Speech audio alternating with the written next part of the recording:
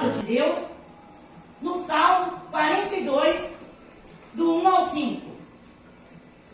Lembrando que não importa o título do Salmo, nem importa quem escreveu o Salmo.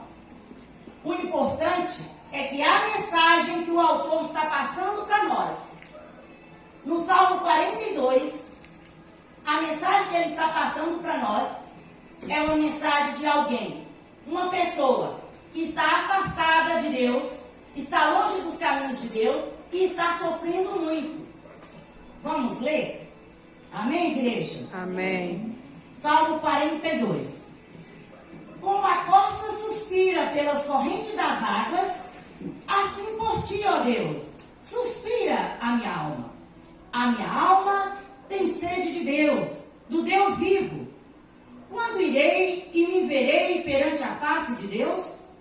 As minhas lágrimas têm sido o meu alimento, de dia e de noite, enquanto me dizem continuamente: o teu Deus, onde está?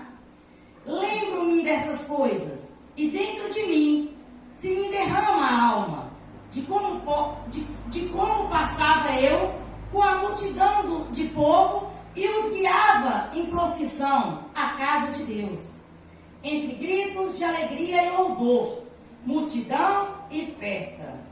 Por que estás abatida, ó minha alma? Por que te perturbas dentro de mim? Espera em Deus, pois eu ainda o louvarei. A Ele, meu auxílio e Deus meu. Amém. Glória a Deus, amém, igreja? Amém. Estamos vendo aqui no Salmo 42, é uma pessoa desesperada, uma pessoa gemendo de dor, uma pessoa que está fugindo da situação que ele está vivendo, uma pessoa que não quer que ninguém mais o veja nessa situação. Mas, irmãos, eu quero falar para você que nós somos vulneráveis, que nós reconhecemos que nós somos totalmente dependentes de Deus. Aquele que reconhece que é totalmente dependente de Deus, ele consegue atravessar. E Deus traz a lembrança como trouxe para essa pessoa que estava passando aqui. Não existe ninguém, irmão, tão forte que não passe uma situação grave aqui na terra e que não queira desabafar com Deus. Isso é um desabafo com Deus. Se nós pararmos para lembrar, no livro de Êxodo 32, Moisés, ele foi escolhido por Deus para ele levar o povo, conduzir o povo à terra prometida. E aquele povo era ingrato, devido à ingratidão do povo, devido à reclamação do povo, devido ao povo ter pecado contra Deus, construindo deuses de ouro. Moisés chegou para Deus e falou para Deus perdoar aquele povo. E que se Deus não perdoasse aquele povo, ele queria que Deus riscasse o nome dele do livro da vida. Olha que extremo que foi a atitude de Moisés. Irmão, eu não posso salvar o meu filho, eu não posso salvar o meu marido, o pastor não pode salvar a sua esposa, a pastora não pode salvar o seu esposo nem o seu filho. A salvação é individual. Mas Moisés estava cansado. Moisés estava cansado de pelejar com aquele povo ingrato, com aquele povo que não reconhecia. E Moisés agiu dessa forma porque ele não aguentava mais. E Elias, um grande profeta de Deus, um profeta que obedecia, era fiel a Deus. O que aconteceu com Elias? Elias fugiu para o deserto porque o rei Acabe contou para Jezabel, a sua esposa, que o profeta Elias acabou com todos os profetas de Baal. E a Jezabel ameaçou matar Elias. Elias temeu o futuro e ele fugiu. E Elias sabia que aquele que tira sua própria vida é um suicida. E na Bíblia está escrito que o suicida não herdará o reino do céu. O que Elias fez? Pediu a Deus para Deus tirar a vida dele. Elias falou: Deus, eu estou cansado, eu tenho feito tudo certinho, pode tirar a minha vida, Deus. Chega, pode tirar a minha vida. E nós sabemos que Deus tem o poder da vida e da morte. Elias estava cansado. E o cansaço nosso, ele ocorre por diversas situações. Não é só a de hoje da pandemia. É de algo que passou e que nós estamos ali naquele sofrimento. Então, ninguém pode falar que não passa uma situação de desabafo. Ele diz aqui assim: as minhas lágrimas têm sido um alimento de dia e de noite. Como estava atribulado o coração, a alma dessa pessoa. Porque para ele estar nessa angústia toda, ele estava sofrendo e sofrendo muito, muito. Por isso que ele fala que as lágrimas dele têm sido o alimento de dia e de noite. O abatimento da alma dele aqui, irmão, refletia.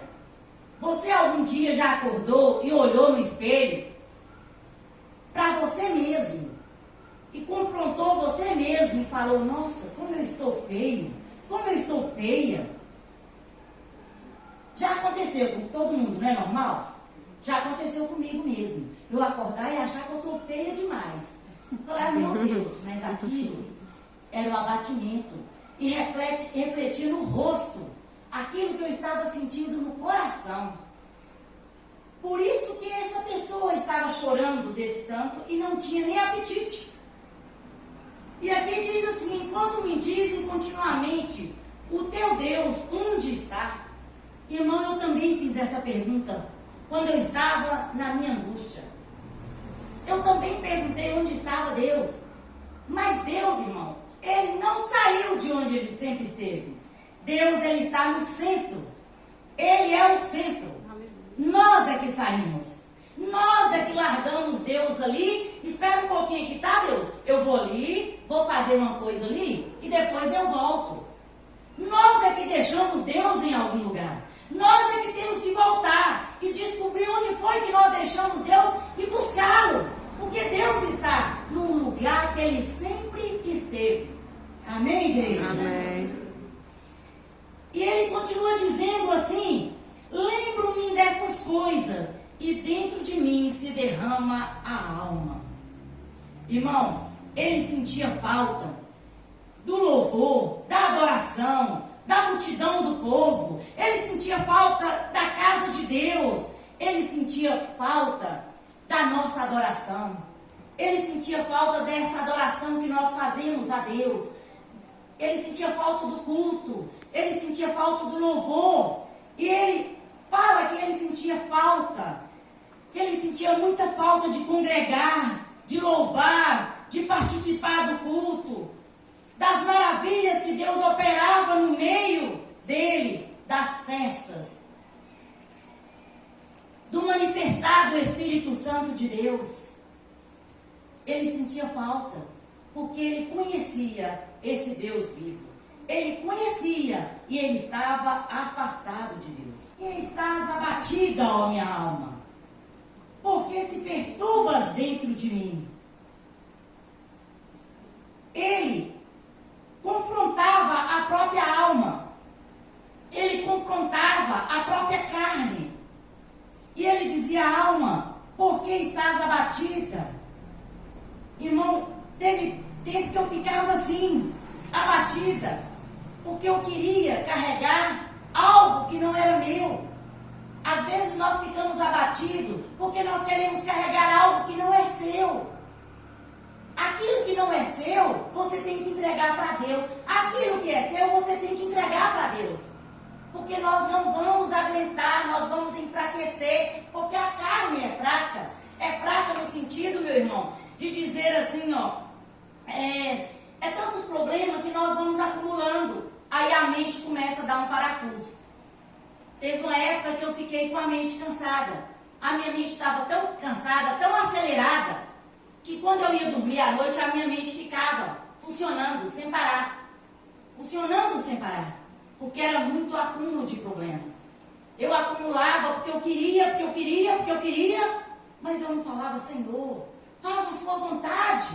Senhor, é essa a vontade que o Senhor tem na minha vida? Mas quando Deus trouxe para minha memória que aquilo era a ruína da minha família, Deus também trouxe a memória. Ele diz aqui no versículo 5, ele diz assim: espere em Deus, pois ainda o louvarei. Ainda é futuro, ainda não é agora, ainda não é passado, ainda é futuro.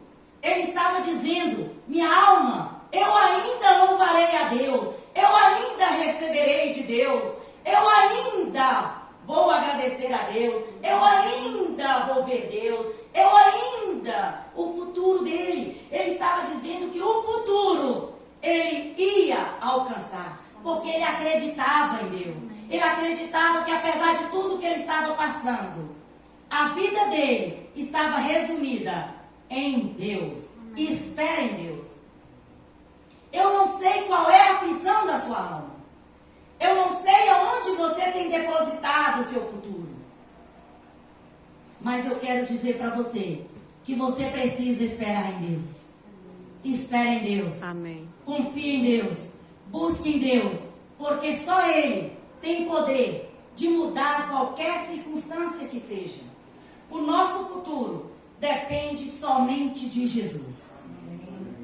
Nós não podemos sair debaixo da santa e poderosa mão de Deus. E se nós sairmos como essa pessoa desse Salmo 42 saiu, que Deus traga a nossa memória, que Deus traga a nossa lembrança, que o Deus tem poder para perdoar. O Deus vivo tem poder para perdoar e nos aceita de volta quando nós pedimos perdão, quando nós confessamos. Que o nosso futuro esteja nas mãos do grande Eu Sou. Amém. Amém, igreja?